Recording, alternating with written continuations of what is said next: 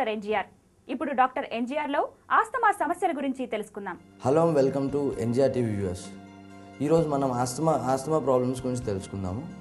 Asthma అంటే ఏంటి, మొదలుగా ఆస్తమా అంటే ఏంటి, తర్వాత దాని కాంప్లికేషన్స్ ఎలాంటివి ఉన్నాయో, దాని ఆస్తమా లక్షణాలు ఎలా ఉంటాయో, దాని తర్వాత దానికి సంబంధించిన హోమియోపతి ట్రీట్మెంట్ ఎలాంటిదో ఈరోజు ఎపిసోడ్లో తెలుసుకుందాము. ఆస్తమా అంటే ఏంటంటే, ఆస్తమా అనేది బ్రీతింగ్ ప్రాబ్లం అండి. లోపల ఉన్న లంగ్స్లో బ్రాంక్యూల్స్లో ఎఫెక్ట్ అయిన బ్రీతింగ్ ప్రాబ్లమ్ని మనం ఆస్తమా అంటాము. ఆస్తమా మొదలుగా లక్షణాలు ఎలా ఉంటాయి అంటే, మొదలుగా దగ్గు, సివియర్గా బ్రెత్లెస్నెస్ లాంటిది ఉంటుంది, ఆయాసము, దాని తర్వాత దగ్గు, ఇలా కంటిన్యూస్ ఉంటుంది. దీనిలో కొన్ని రకాలు ఉంటాయి. ఆస్తమాలో కొన్ని రకాలు ఎలాంటివి అంటే అలర్జిక్ ఆస్తమా అని, నాక్చురల్ ఆస్తమా అని, లేకపోతే ప్రెగ్నెన్సికల్ ఆస్తమా అని, లేకపోతే ఆక్యుపేషనల్ ఆస్తమా అని ఉంటుంది. మొదలుగా అలర్జిక్ ఆస్తమా అంటే ఎలాంటి అలర్జీ అంటే ఎన్విరాన్మెంటల్ చేంజెస్ కావడం కానీ, లేకపోతే ఏదైనా పోలెన్ గ్రెయిన్స్ డస్ట్ వల్ల వచ్చేదాన్ని కూడా అలర్జిక్ ఆస్తమా అనడం జరుగుతుంది. ఇంకొందరికి చల్లటి గాలికి వెళ్ళడంతో ఆస్తమా ప్రాబ్లమ్స్ అనేది అగ్రివేట్ అవ్వడం జరుగుతుంది. ఇవన్నీ అలర్జిక్ ఆస్తమాలో వస్తాయి. అలానే ఆక్యుపేషనల్ ఆస్తమా, ఎవరైతే కోల్ మైన్స్లో కానీ లేకపోతే స్మోక్ ఏరియా అంటే లైక్ ఏదైనా ఫ్యాక్టరీస్ కానీ ఇండస్ట్రియల్ కానీ ఎక్కడైతే స్మోక్ ప్రొడ్యూస్ అవుతుందో ఆ ఏరియాలో వర్క్ చేసే వాళ్ళకి అక్కడ ఆస్తమా ప్రాబ్లం ఉంది. దీన్ని మనం ఆక్యుపేషనల్ అంటాము. నాక్చురల్ ఆస్తమా అని ఉంది ఇంకోటి ఓన్లీ నైట్స్లో ఈ ఆస్తమా అనేది ప్రాబ్లం క్రియేట్ అవుతుంటుంది. Over night, like late in the night at 12 o'clock 1 o'clock తర్వాత ఈ ఆస్తమా ప్రాబ్లం అనేది రావడం జరుగుతుంది. ఇంకోటి ఏంటంటే ప్రెగ్నెన్సీలో ప్రెగ్నెన్సీ టైంలో 9 months ప్రెగ్నెన్సీ టైంలో మెయిన్గా ఇది వచ్చి చూసేది మనం 7th to 9th month ఆ పీరియడ్లో ఆస్తమా ప్రాబ్లం అనేది ఎఫెక్ట్ అయితే చూస్తాం మదర్.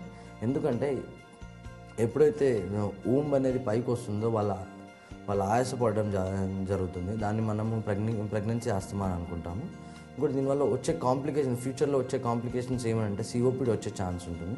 సిఓపిడి కానీ, లేకపోతే పూర్తిగా లంగ్స్ స్పాయిల్ అయిపోయి అక్యూట్ ఆస్తమా లాగా ఏమైనా రావడం అనేది జరుగుతుంది. అక్యూట్ ఆస్తమా వస్తే సివియారిటీ చాలా ఎక్కువగా ఉంటుంది అక్యూట్ ఆస్తమాకి.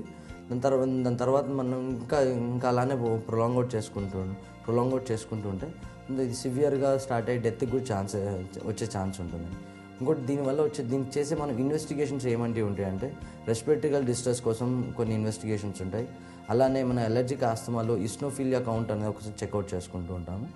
ఈ ఈస్నోఫిలియా కౌంట్ మోర్ దెన్ 7% ఉందంటే మనం ఈస్నోఫిలియా అంటాము. ఈస్నోఫిలియా వల్ల వచ్చే ఆస్తమా కూడా ఉంటుందండి.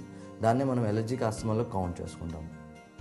దాని తర్వాత మనం హోమియోపతికి సంబంధించిన ట్రీట్మెంట్ ఎలాంటి ట్రీట్మెంట్ అంటే, హోమియోపతి మెయిన్గా హోమియోపతి ట్రీట్మెంట్ అంటే ఇప్పుడు మధ్యకాలంలో ఆల్మోస్ట్ ఒక 50 years నుంచి హోమియోపతి ట్రీట్మెంట్ అని ప్రతి రోగానికి చేయడం జరుగుతుంది.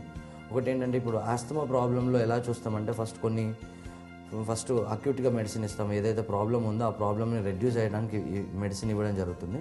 దాని తర్వాత లేటర్ ఆన్ ద పీరియడ్లో మనం మళ్ళీ రిపీటెడ్గా రాకుండా ఉండడానికి, ఆస్తమా అటాక్ రాకుండా ఉండడానికి ఇవ్వడానికి హోమియోపతి ట్రీట్మెంట్ జరుగుతుంటుంది. మెయిన్గా మనం చూసేది ఏంటంటే, ఇక్కడ కాన్స్టిట్యూషనల్ థెరపీ అనేది యూజ్ చేస్తాం హోమియోపతిలో ఈ కాన్స్టిట్యూషనల్ థెరపీ అనేది న్యూ థెరపీ విచ్ ఇస్ ఇప్పుడే మార్కెట్లోకి న్యూలీ వచ్చింది.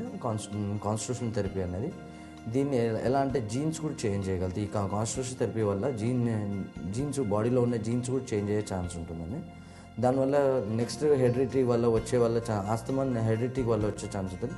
ఇప్పుడు ట్రీట్మెంట్ అవుతే నెక్స్ట్ హెరిడిటరీ వాళ్ళకి ఆస్తమా రాకుండా ఉండే ఛాన్స్ కూడా చేయొచ్చండి హోమియోపతి ట్రీట్మెంట్ వల్ల. ఇంకోటి ఏ కండిషన్ అయినా ఆస్థమాటిక్ అటాక్స్ ఎక్కువగా ఉంటుంది. ఓవర్ నైట్ అటాక్స్ ఉన్నా కూడా ఒక లిక్విడ్స్ ఉన్నాయి, కొన్ని మదర్ టించర్స్ అని ఉన్నాయి, కొన్ని డైల్యూషన్స్ అని ఉంటాయి. ఆ ట్రీట్మెంట్ వల్ల తప్పనిసరిగా రెడ్యూస్ అవుతుంది. కానీ ఒక కోర్స్ లాగా వాడితే క్రానిక్ ఆస్థమాటిక్ కాబట్టి ఒక కోర్స్ లాగా వాడితే తప్పనిసరిగా ఆస్తమాకి రిలీఫ్ అనేది జరుగుతుంది. ఇంకోటి ఏంటంటే, దీనికి కొన్ని డ్రగ్స్ చెప్తాను నేను ఈరోజు మీకు. డ్రగ్స్ ఎలాంటి ఆర్సెనిక్, తూజా, లేకపోతే డల్కెమెరా యూజ్ చేస్తారు. ఇంకొన్ని డ్రగ్స్ ఉన్నాయి. బ్లాటా ఓరియంటాలిస్ అని ఉందండి. చీనం సల్ఫ్ అని ఒకటి ఉంటుంది, చీనం ఆర్స్ అని ఒకటి ఉంటుంది. ఇట్లాంటి కొన్ని డ్రగ్స్ మనం యూజ్ చేస్తుంటాం ట్రీట్మెంట్ కూడా. కానీ ఈ డైరెక్ట్ ట్రీట్మెంట్ కంటే మనం యూజ్ చేసేది ఎట్లా అంటే మెయిన్గా మనము మొత్తం కాన్స్టిట్యూషనల్ థెరపీ లాగా చూస్ చేసుకోవాలి. అంటే కాన్స్టిట్యూషనల్ థెరపీ అంటే అలవాట్లు కానీ వాళ్ళకు ప్రతిదీ డ్రీమ్స్ మైండ్ నుంచి ఫుడ్ టో వరకు మనం కన్సిడర్ చేసుకొని బాడీని కన్సిడర్ చేసుకొని దాన్ని బట్టి మనం మెడిసిన్ ఇవ్వడం జరుగుతుంది. ఇప్పుడు డాక్టర్ ఎన్జీఆర్లో మరో చిన్న బ్రేక్ తీసుకుందాం.